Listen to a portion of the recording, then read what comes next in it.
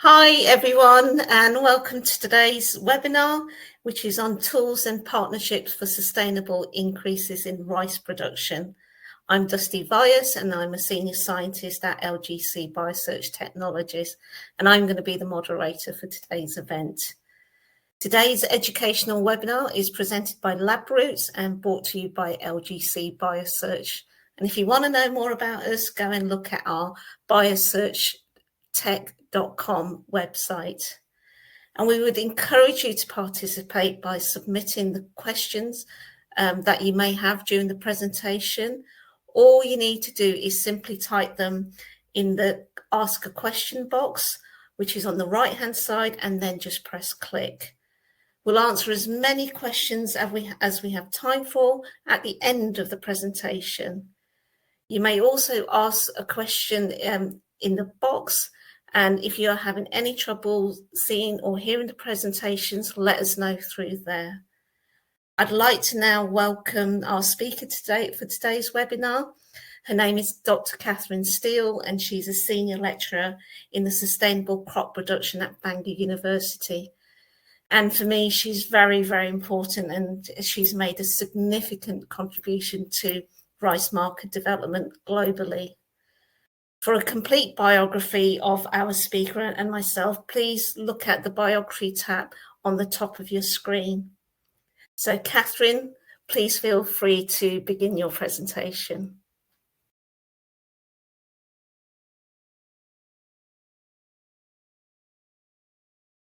Hello, this presentation is about tools and partnerships for sustainably increasing rice production. So the tools are a new database of off-the-shelf markers that can be used for this, and the partnerships that we developed were between rice scientists, biotechnologists and bioinformaticians.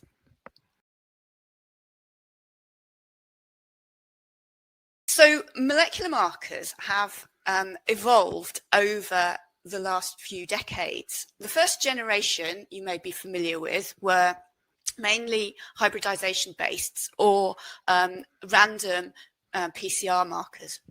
The second generation were more sophisticated random markers such as AFLPs, and then directed PCR markers targeting simple sequence repeats.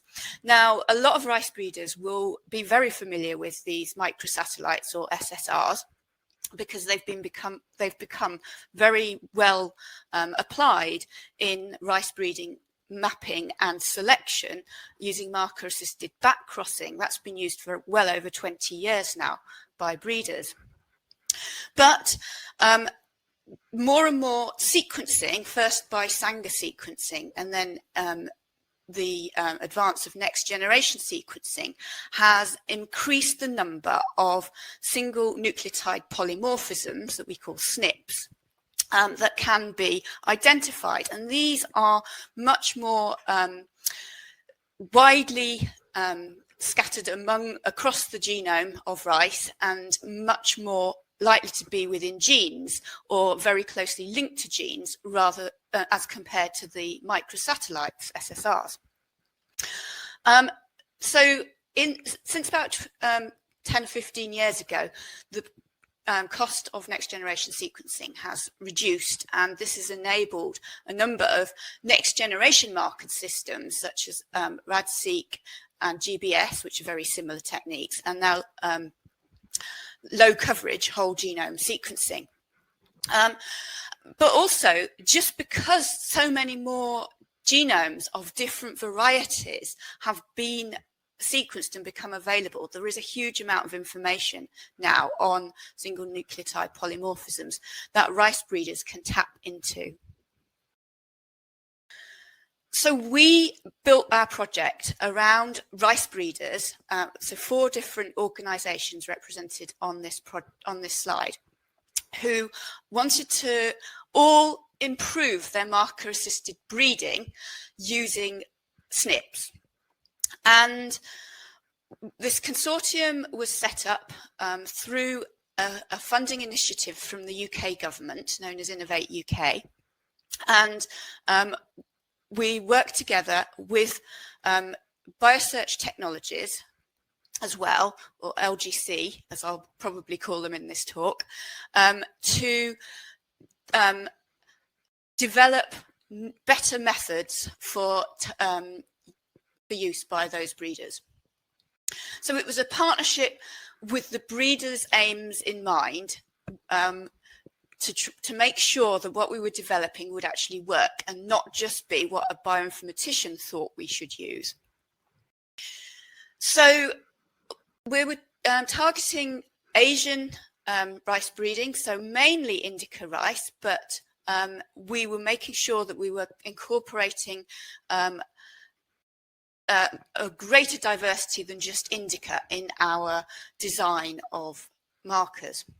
So the partners, the first in Nepal is Animal Bew Private Limited. Animal Bew means it means precious seed, I should say.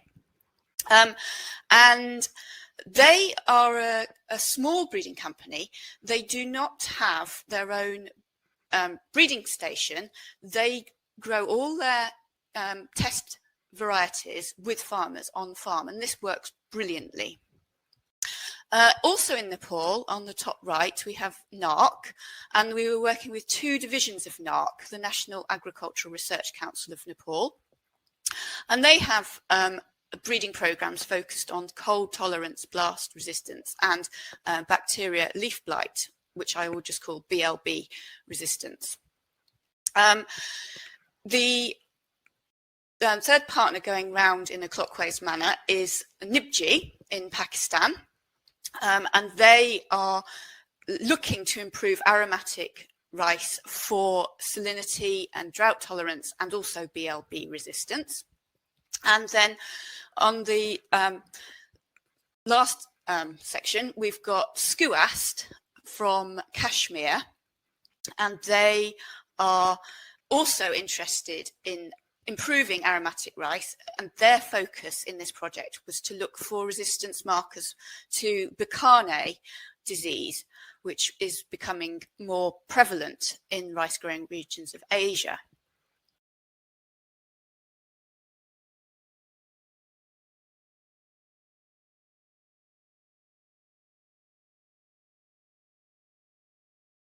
So producing sufficient rice for Asia involves not only targeting yield, disease resistance and grain traits, but traits for climate adaptation, such as heat stress, drought tolerance, salinity tolerance. So it's a huge number of traits for breeders to be able to grapple with. And molecular breeding has tended to focus on simple traits such as disease resistance, where we can identify single genes associated with disease resistance and use them in marker-assisted selection using SSRs. But when you're wanting to incorporate multiple traits, then a more sophisticated technique for screening and selection and a wider number of markers is required. We also need to consider crosses with locally adapted land races that are bringing those new and novel traits that may improve climate adaptation in rice into higher yielding varieties or varieties with specific quality traits. So using these more efficient tools and approaches can hopefully improve the efficiency of breeding rice. And by working with partnerships and sharing resources, sharing best practice and sharing experiences and being able to help each other to solve problems going forwards are really, really important. And that's what we managed to do over the 5 years or more that we've worked together in this partnership. So the location of the partners is shown in this map. I'd just like to show this to sort of show, although we're working in 3 different countries, Pakistan, India and Nepal, the area where the rice is being produced is quite similar. This whole region depends on rice. In Nepal, it accounts for just over half of all agricultural production, 51.7%. And there's a huge amount of rice genetic diversity across these regions where we're working. So in Nepal, the work was done in a number of regions. So the yellow part is the terai, where rice is grown in flooded fields. And then in the green area, you've got the mid-hills where rice tends to be grown in more upland sloping conditions. And NARC themselves are based in Kathmandu, so you can see the arrow in the middle there in the central region of Nepal. But NARC also have a research centre for doing their screening down in the Terai in Hardanath. And then APL have 3 different sites on this map, all in the Terai, but spread out across Nepal. And this gives a good amount of information for screening for disease resistance across the whole region, or the whole of Nepal. So the project initially started off doing next generation sequencing of 9 different rice varieties. Now, this diagram on the right shows the 12 chromosomes of rice.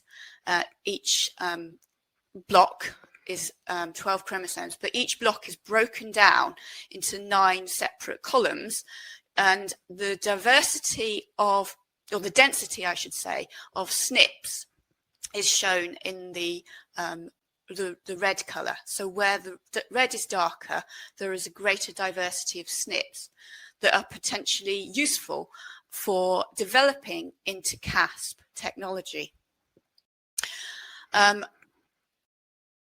We used this whole genome sequencing to compare varieties, these 9 varieties that had been selected by our partner breeders. And they were varieties that were all being used as parents in their breeding programs. A lot of them were donor parents of disease resistance and other important traits. So from that, we found 300,000 SNPs and 39,000 indel variants, and those were filtered through bioinformatics to make sure that they would work as KASP designs, so that they could be assayed using that technique. And those have been published in the paper that's cited at the bottom here. And along with the coding, which is available to be downloaded as a supplementary information, that you could, if you've got your own rice genomes, you could follow that to try and find KASP that may be specific to your populations, if you can't find them from these off-the-shelf ones.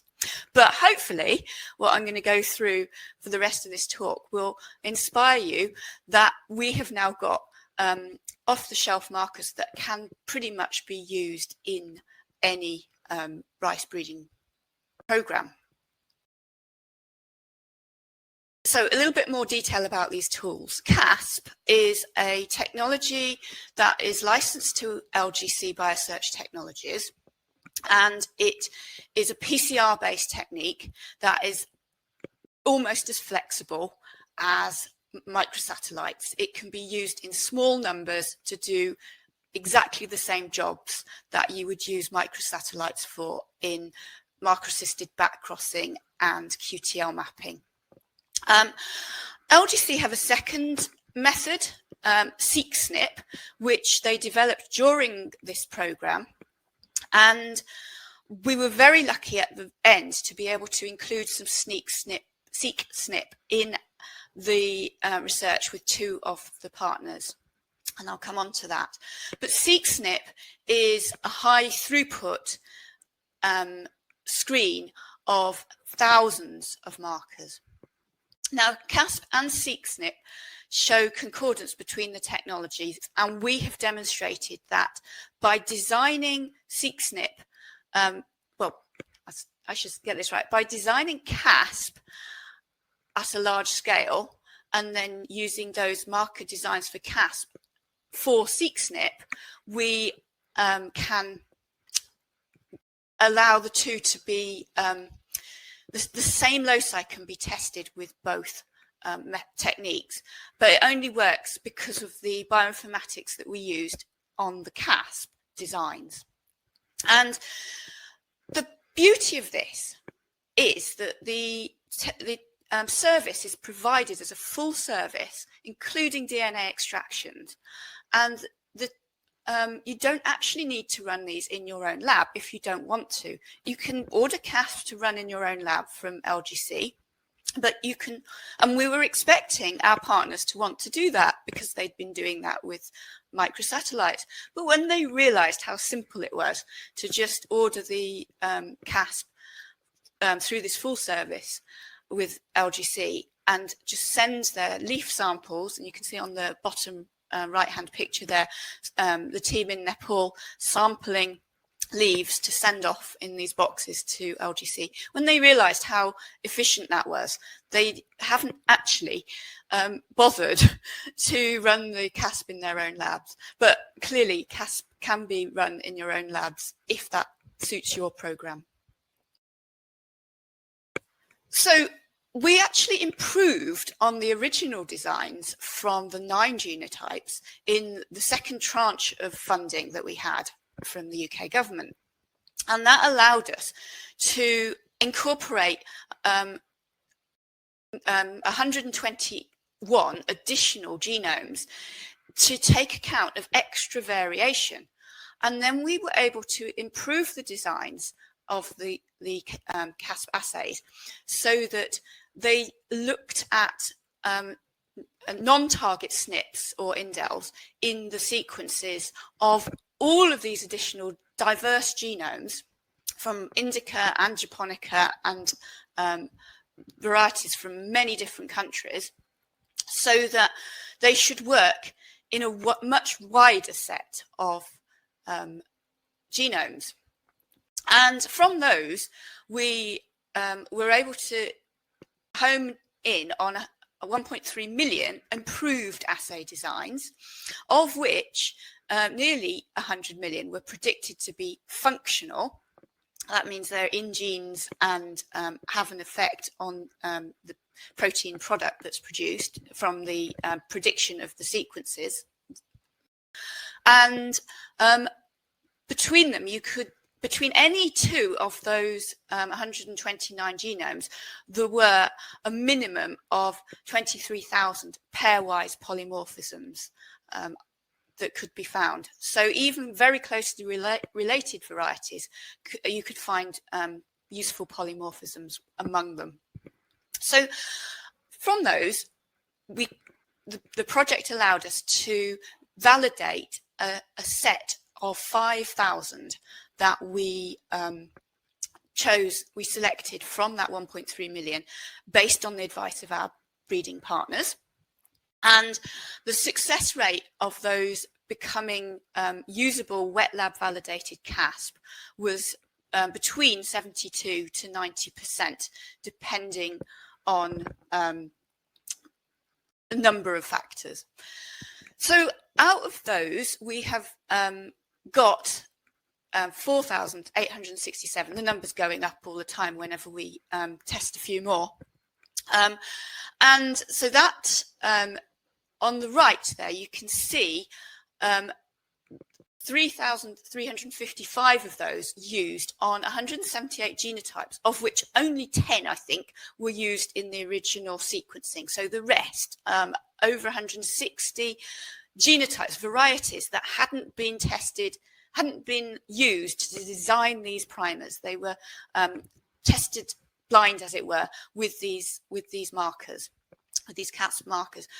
And the results there show that they can discriminate the japonica varieties, which are on the bottom left in purple, from the indicas, which are on the right in the light green colour. And all the basmati varieties are in the red colour. And then there were intermediate varieties. You won't be able to read the names of those, but for example, Pusa Basmati 1, although it is a basmati, it comes in that intermediate set because it contains diversity because it's a modern variety and it's had introgressions from some of those other groups. So modern varieties, when they've been had that complex pedigree, they tend to fall into that intermediate category. And so our KASP set were very good at distinguishing these different types of variety. So the success rate was, as I say, 90% for KASP. We also validated, we tested 15,000 of the designs in SeqSNP, and the success rate of those for design to wet lab validated was 93%. More on SeqSNP in a bit. And all the loci that we've designed, so all designs are going to be available very soon from LGC Biosearch Technologies in a searchable database. And from that, you will be able to look for your genome position of interest, or a gene that the idea of a gene that you are interested in and the regions flanking it. Or even you can look at microsatellite markers and SNP markers that have been used in chips by IRI. So you can go into that database and look at those regions, and that will tell you which novel KASP designs are in those regions. And then you should be able to click on them and download the information that you can then use to order if you want to try them in your own breeding program. And again, it's great if you send your leaf samples, and then LGC can just send you a spreadsheet of your genotypes at the end. And well, I think it's just going to be an amazing set of new off-the-shelf markers that should work in, well, yeah, you'll probably get 1 in 9 will give a result. If you choose a batch, 1 in 9 should give a result. And if they're polymorphic in your material, then you should be able to use it and work with it. So the next few slides are going to go into a bit more detail of what our partners have achieved using these new markers during this development process and more recently. So APL in Nepal are very well, in Nepal, aromatic rice is very important. It increases farm income by about 40% if they can sell a fragrant aromatic rice. And prior to this project, Sonola Suganda had been bred by APL as the first modern aromatic rice variety. It was released in 2014, and it has Pusa Basmati 1 as one of its parents. So you can see that on the top right in the little photograph there. That was crossed with 2 local land races. One of those, Gadjali Machino, is shown on the photograph. And from the progeny, APL used KASP to identify lines that carried the target traits for aroma and for other traits such as disease resistance, and also selecting the local variety parent, recurrent parent, for background traits that would bring that adaptation to the local environment for Nepal. And one of the markers is targeted to the fragrance allele, the BADH 2.1 locus of basmati rice. Well, it's in a lot more fragrant rice than just basmati. But there are also minor QTLs for aroma as well. So we've got, in our set of markers, we've got KASP that will target those as well. And so this breeding program really advanced using KASP. I think at least 3 generations of marker-assisted backcrossing and selection was done by APL. Remember, they don't have a breeding farm, and they don't have their own research station, and they don't have a lab. So they were doing the selection in farmers' fields, and they were sending the leaves off to LGC for genotyping. And we were working with them to help interpret and smooth out the process for them. And they've got really good at doing it now. And in addition to that, right at the end, we were able to run 15,000 SeqSNP. And the aim of that was to actually look at pure line selection. As I mentioned, APL are a seed company. They sell certified seed to farmers in Nepal, and they need to make sure that seed's pure. We were able to extra purify Sonola Saganda through the use of SeqSNP. So the next slide shows, on the right, you can see all of the Sonola Saganda samples that they tested with SeqSNP, and within that population, out of the, so we ordered 15,000 SeqSNP, of which 13,115, I think, were worked and were polymorphic. And out of those, in just the Sonola Saganda population, there were 1,207 that were polymorphic. And you can see in this principal component analysis that the true type are the ones at the bottom left, and you could see 3 clusters where there's some off types within that population. So the breeders in APL were able to discard the off types from that and make sure that their certified seed was really pure for Sonola Saganda. So that was just from the original run of the SeqSNP. But it wasn't just Sonola Saganda that was included in that. And the next slide will show those. But I'm just going to mention while I'm on this slide that another organisation, Nibji in Pakistan, were also able to benefit from running SeqSNP. And so we're really pleased that both organisations were able to do this.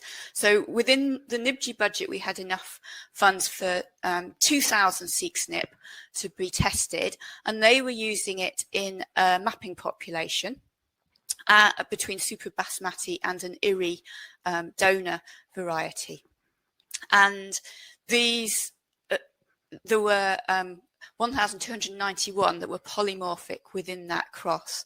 And again, these were the SeqSNP designs were from the full set, and we hadn't used Super Basmati within that to design the we hadn't used either of these parents actually to design or to sequence for the design. So it was a good success rate of polymorphism in the Nibji set as well. So APL, back to APL, their entire breeding program, they made 11 crosses during our project, targeting, as I say, the disease resistance and aroma. And they also did linkage mapping to confirm that some of the bacteria blight resistance genes were associated with the KASP markers. So previously they'd relied on microsatellites, and these KASP markers for this designed for the same targets were equally good at co-locating in the breeding program through the field trials where they screened them for BLB, bacterial leaf blight resistance. So they multiplied those new BLB resistant lines, and those are in the pipeline for resistance. In addition, the aromatic crosses from the 2 crosses mentioned in the previous slide, they've now got 10 advanced aromatic lines in yield trials in Nepal. And in addition, from a cross between Hardanath 1 and another donor variety, they have developed super early lines. So these were selected for early flowering. And this means that and they're also highly disease resistant. And this means that they can be grown early in the chaite season. They're very early sown, and they allow farmers more flexibility and have greater income through the season. So that's APL.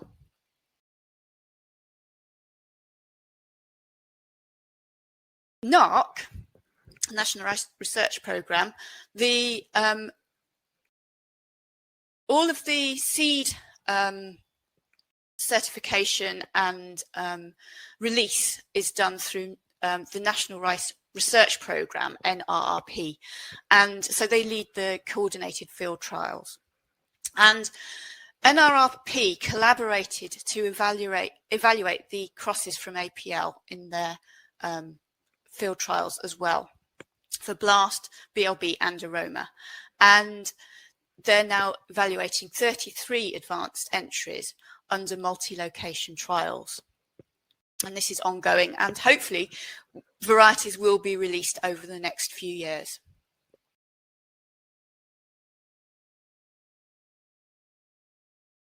So going back to the seek SNP, the 15,000 seek SNP that were originally ordered were tested on 108 genotypes.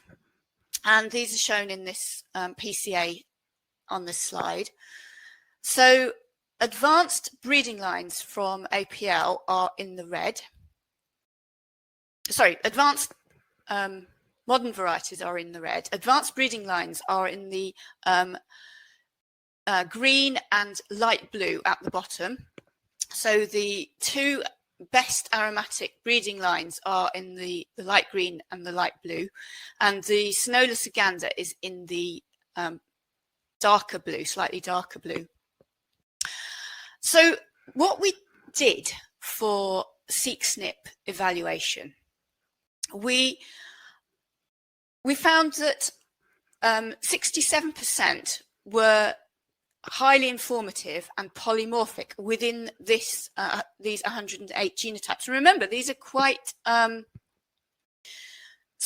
non-genetically diverse. They're quite uniform because they're all from the breeding program of APL, but apart from the ones in red. And they are these markers are giving a huge amount of discrimination between them and really useful for selecting and also selecting against the off types. So when the analysis that was done was principal component analysis, and what my colleague John Whitcomb did, who did this analysis, was to take the original 13,115 polymorphic SNPs and run it in the analysis. And then he just took out the ones that were polymorphic in Sonola Saganda to run that analysis. And then he was able to look at the individual breeding lines and run the analysis again with a smaller subset of markers, each time repeating the principal component analysis. And then any markers that gave exactly the same pattern of allele calls between the same lines, he would just replace it with one of those to reduce it to a smaller subset that could still separate in principal component analysis those varieties. And that led to 39 highly informative SNPs, which of those we then ordered, or APL then ordered KASP to be done on those using using the lines from their fields, and that showed that 67% of those seek SNP were suitable for running as KASP. And if you remember that this is a non-diverse set of lines, the ones that were monomorphic in this could if you added those ones in, you'd get an even higher success rate. But because they were monomorphic in this population, they weren't usable, but they may have been usable in a wider diverse set. So yeah, John Whitcomb basically says conversion of KASP from SeqSNP using these designs is brilliant, and he's so thrilled with the way that the APL have been able to improve their seed purity and improve the purity of the new breeding lines as well. So they're taking these KASP forwards for subsequent selection in their marker-assisted back cross breeding programme.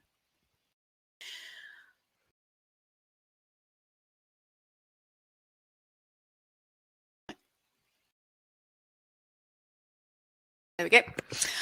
So moving on to NARC, the second division of NARC, which is biotechnology. So this has this was run by Resham Angai, and he was focusing on improving high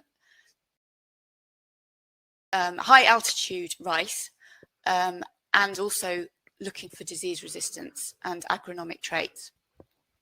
So there were two varieties, Cumul 4 and Jumli Marshy, which were crossed with donor varieties. And these were some of the lines that were chosen for the original sequencing. And from this, 18 blast resistance enhanced rice lines were selected. Resham also did QTL analysis in the population and confirmed the KASP for the blast resistance gene PI33 was co-segregating with blast resistance, and this was in high yielding cold tolerance breeding lines. And he also looked at a diverse set of lines that he was interested in using as parents in breeding, and has identified traits, markers, KASP markers associated with traits for agronomic, photosynthetic and biotic and abiotic stress tolerance traits. So moving on now to Nibji in Pakistan. So Nibji have, as I mentioned previously, also been looking to improve aromatic rice, and their main focus has been to improve super basmati for disease resistance, so bacteria blight resistance, and they've got the success in producing a single genotype with 3 resistance genes pyramided into it at 90% homozygosity. They've also confirmed that I think they've got 5 KASP markers for XA5. It's like a haplotype, and when these are all present, they've got homozygosity within their lines. So they're very confident with those XA5 markers, but also they've been using the others, and they're getting really good results. So they are expecting one of those disease resistance basmati types to be released by 2026, and they're very confident about that.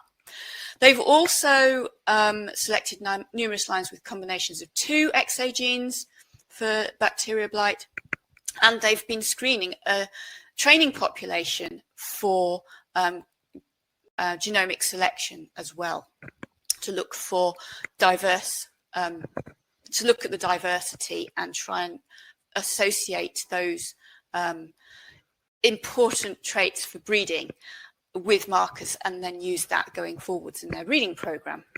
And finally, they've got another cross with super basmati and another IRI line, which is a drought tolerant line, that they have identified QTLs for drought tolerance and grain traits. And the graph on this, that slide is showing some of their QTLs on chromosome 3 that they have identified. And that is being developed by the team at Nibji into a publication which will be coming out hopefully fairly soon.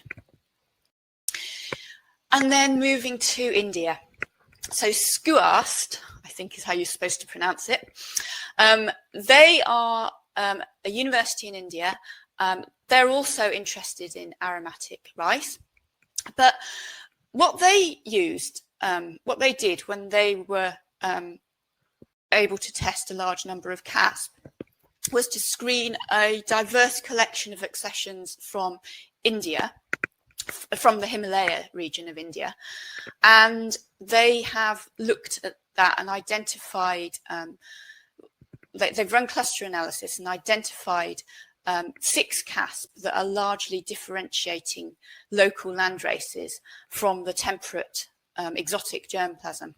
So those KASP are particularly useful for maintaining local adaptation going forwards. And that's already been published in Genetic Resources and Crop Evolution. SCOAST also have a mapping population, they've developed a mapping population for Bacane disease. And they've been screening lines for resistance, and you can see some of their resistant and susceptible lines clearly in this plug tray experiment. And success has come. They've identified QTLs, a number of QTLs for Bacane resistance, and 2 particularly interesting ones, one on chromosome 2 shown in the diagram here, and one on chromosome 6, using QTL mapping based on the KASP genotypes that they ordered through the genotyping service of LGC. And they're currently continuing to do that with fine mapping, using those markers to home in on hopefully the candidate gene. And again, a paper is in preparation and should be released, should be published soon, about the Bacane resistance gene in that population. Resistance QTLs, I should say. So it's been an amazing few years, 5 or 6 years at least. We've done a huge amount and worked with a huge number of rice breeders, and they're also pleased with what we've achieved through the development of KASP and then going on to the seq SNP.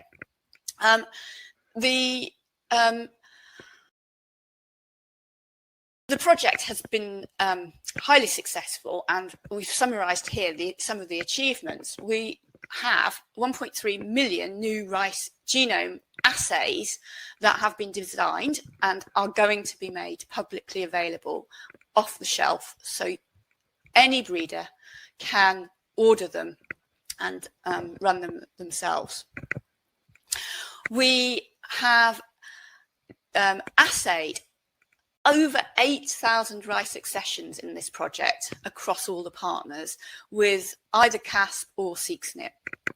And we've got at least 4,867 KASP that have been validated across the entire project. That number is going up every few months when we run another project. We've just run a project through Bangor with Pakistan researchers targeting KASP in amylose genes that hadn't been run and validated previously. So that adds another 10 or 12, I think, to our set.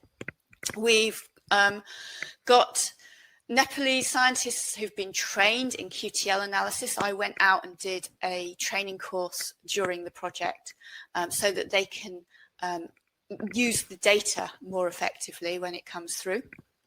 We've got at least 26 different rice collections or populations that have been genotyped in the project. So that's for diversity, genetic diversity screens.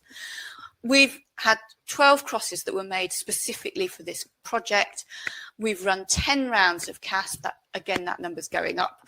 But on this project, there were 10 rounds that LGC has contributed to the project. 8 early careers at least have had their, 8 early career researchers have at least had their careers enhanced through the project activities.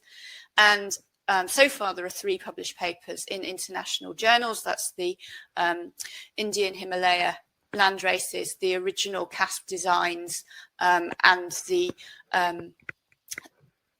the location of markers associated with disease resistance genes as well. That is published in Agronomy. There's going to be at least 2 more papers coming out, and then we are in the process of publishing the full KASP design paper that will accompany the database release as well. But then we haven't released any new varieties yet from the project, but as you will have seen going through, there are a number of new high-yielding varieties that will be that are in the pipeline, and pending their performance in the all area trials, they should be expected to be released in the coming years in Nepal, India and Pakistan. So it is a case of watching out for those and keeping in touch with the developments going forwards. So I would just like to finish with the acknowledgements here for all the people who've and organisations who've been involved with this work. It's been a really amazing team to work with, and a lot of people have put a lot into this. So we've got the team from Bangor, past and present colleagues, the SCUAST team led by Arif Shikari, the Nibji team led by Dr. Mohammed Arif, and the APL team, they're all great, and NARC led by Rationale. And we had a project partner in the Agri Epicenter that helped with the funding reports to the funders, and then the LG team and Dusty as well, who is part of this meeting, who's been a real support throughout the whole thing and answered all sorts of questions about KASP designs and how to get the samples into the leaf boxes and all sorts of questions that we've all had. And the whole team at LGC have been amazing. And then the funding has come through mainly Innovate UK, but also other UK government sources. And there was some funding to the Nepalese and Pakistan partners from their governments as well that has added to the whole achievement. So I shall stop there. Thank you.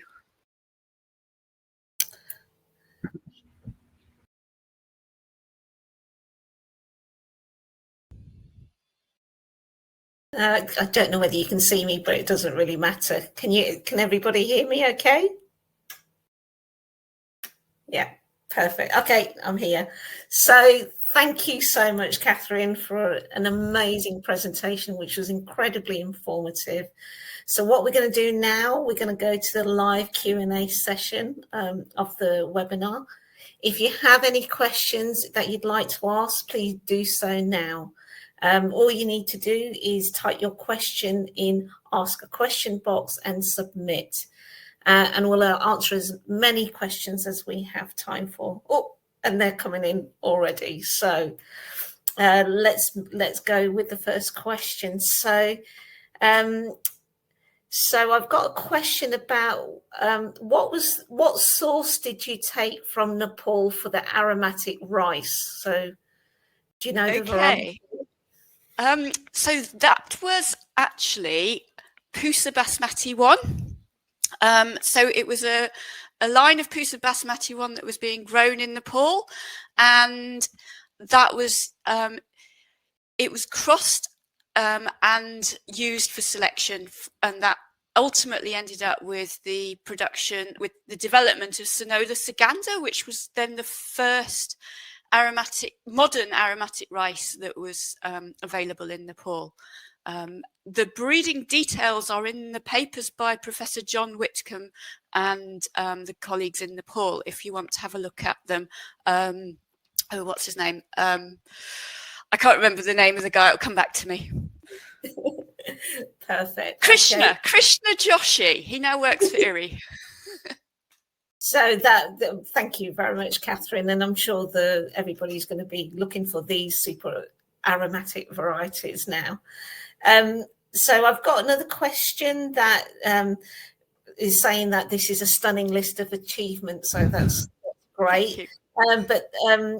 So how long since the beginning of the project? How long has it been going on for in total? Oh gosh, Dusty, how long was it since we had that first conversation when I said to you, can we convert SSRs into KASP? And you were saying, oh, well, it's not that simple, which was great. So that would have been, go on. I think it was 2013, wasn't it? It was very early on. Yeah, I was going to say, I think we wrote the first project proposal in 2014 and we got it funded in around 2015. It might have been 2014. And then, so we had a 1.5 years a feasibility project. And then I think 2017, we started the industrial project, and that ran through to the very start of 2021. We hoped we were going to have 6 months more funding. Unfortunately, due to various political reasons, we didn't. But yeah, we managed to achieve all of this. This is why the database has been a bit delayed, because that end of the funding slowed things down, but we're still working on it essentially. So yeah, but I mean, but considering, you know, I mean, yeah, 6-7 years, but the amount of work that was done and the achievements and, you know, getting the lines into an advanced state is absolutely amazing. So, okay, let's go on to the next question.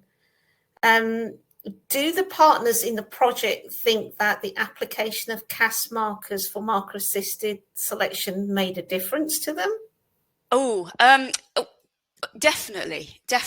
I think, well, first of all, APL weren't using marker-assisted selection before this project, so having access to KASP was a lifeline for them for using marker-assisted selection. I think all of the others, certainly NARC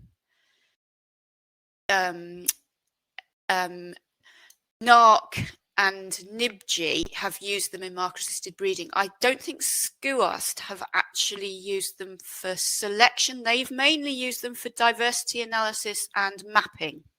But yes, they've all felt this has made a huge difference to their breeding programs. And it's great the fact that, you know, if they've not been able to apply markers previously, you know, the setup of the all-inclusive enabled them to do that. Absolutely, yes. Right. The markers that were developed for the community, rice breeding community in Nepal, Pakistan, and India. But do you think these markers are going to be relevant to other breeders in other areas of the world?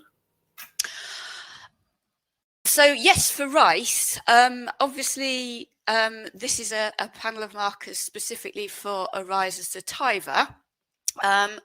So wherever Oryza sativa breeding is of interest, then there will be markers here that will be relevant and useful for you. I think I made a bit of a mistake when I said it was 1 in 9. I meant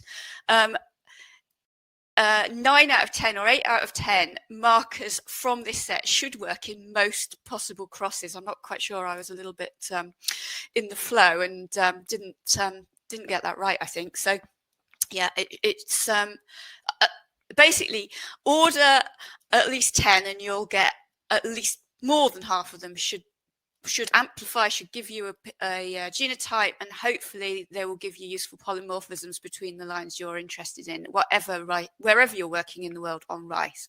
If you're working on rice wild relatives, the success rate will be lower. These have been designed specifically within Oryza sativa, but taking into account a huge amount of variation within that species. But I mean, the density of markers that were identified there could be possibilities. And of course, you know, using the searchable database, that will make it even more feasible, I presume. Absolutely. Okay. Oh, okay. Well, the questions are coming in. What was the rationale for selection of marker sets for targeted sequencing? And as a follow-up, how many KASP markers do you think would be needed for routine quality checking on varieties and hybrids? That's a big question. Yeah. Shall I say? Yeah, go on. Sorry. What was the rationale for the selection of markers set for targeted sequencing? Okay. And let's start with that one first, and we can. Okay, so the targeted sequencing, so that's the SeqSNP. So basically, we designed, our rationale was to design KASP in this project. And so the SeqSNP were kind of a byproduct of the KASP designs. So the rationale for KASP was a design that was going to work for KASP. So to run a KASP, you need to have either a SNP or an indel that is unique, that doesn't have any extra variation or more complex variation. So it needs to be one that is going to work as a KASP. But we also then when we ran the SeqSNP, we chose markers that we hadn't actually run as KASP previously, to then up the amount of coverage of the genome within the available budget. The beauty of SeqSNP is that you can run a lot more markers than you can run in KASP. And actually, if we were doing the project now that SeqSNP is available, I would start off with running SeqSNP that are designed as KASP, and then use those to inform the set of most useful KASP to zone in on, as it were, because you can run a lot more SeqSNPs for the budget that you can do for KASP. So yeah, it's kind of back to front. We chose the SeqSNP that we hadn't run as KASP, but you could start off using just SeqSNP and then home in on the ones that you want for KASP if you've got the budget to do it that way around. I mean, in actual fact, you can, there's the SeqSNP is kind of enabling verification, within the genome, and then you can, as you move down the breeding program, you could convert them to KASP to have a lower density set of markers. Yes, absolutely. So what was the follow-on? The follow-up was, how many KASP markers do you think you would need for routine quality checking on varieties and hybrids? Okay, so basically when we did the SeqSNP, we were targeting markers that would be useful for purification. So we were looking within very closely related lines, and ultimately wanted to identify the ones that would be polymorphic. But once we got that down to that, we had it was in the 30s the number of KASP that we actually needed. Cost-wise, I think the smallest number that it's worthwhile running is either 24 or 48, I think. Obviously, Dusty, you know the pricing structures, and people need to ask what those are and how many. But I think 24 is the smallest number of KASP you can order. If you want to run less than that, it's worth trying to find some extra ones just to fill up your set. To make it cost efficient. Yes, yeah. Yeah, for sure. But you can, you can just get away with a small number, depending on what you're actually interested in doing, whether it's marker-assisted selection of a particular locus, for example. I mean, if you just want to, you can just run the fragrance marker. It's just one, but it'll tell you whether you've got varieties with that allele or the wrong allele. But yeah, it's not cost effective to just run one KASP. No, definitely. Well, I mean, the effort it takes to produce all the DNA, then there's it's better to choose a few more. So this is, we've only got a minute left. So this is a question from me. Do you think the resequencing, the data that was used, part of the resequencing, develop haplotype maps for imputation? You could. We've not used it for haplotype maps, but the data are all there. The sequences that we did in this project are all available. The first 9 are all available in databases, so you can actually go and find that original sequence data and use that for that analysis, haplotype mapping. Yeah, it's all out there. I think there's 2 extra that we need to load up from the last lot of sequencing that was done for the newer designs. But it's all in the public domain, or will all be in the public domain, and all the other sequences are in the 3K rice genome project. And there's more and more rice genomes becoming available. So yeah, if you wanted to do that, you can do that. Yeah. But we've not done it. No, but I mean, but that's, you know, that's an idea for people on how they can use the data that's been generated within this. So I think that's all we've got time for. So thank you so much, Katherine. So much fun to do with this, to do this with you again.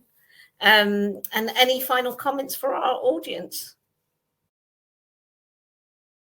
Do you have any final comments for the audience? Oh, sorry, I was just looking to see if there were any more questions from the audience. But yeah, we haven't got time for that. I think we've covered everything. It's just yeah, get in touch with LGC if you want to know any more.